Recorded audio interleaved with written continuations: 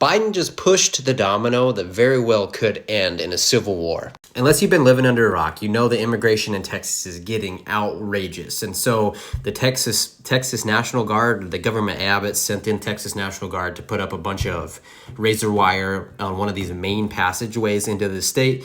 Biden said no, and then the governor was like, fucking yes. And then the Supreme Court said, well, you probably shouldn't. And Texas is like, fuck you. But we're going to anyway. And now I think it's like 26 states are backing Texas and sending members of their guard, or however you want to say it, to Texas to help defend the borders. And like, I don't know what government is thinking. Well, obviously they're never thinking, but you have successfully like gotten rid of the middle class. Everyone's lower class now. Nobody can afford a house. $100,000 a year is like paycheck to paycheck. We've been funneling money out of the country into Ukraine, other wars, while getting us deeper and deeper into debt ourselves. And then you have a generation coming into adulthood that does not give a shit about anything, including themselves. You're dealing with a whole generation of guys coming into adulthood or just entered into adulthood. Like they're late teens, mid to late 20s. These guys don't care. They're just here until they're not. And now you're going to give them something to fight for? I mean, if you look at TikTok, it is a trend right now praising Marvin Heemeyer,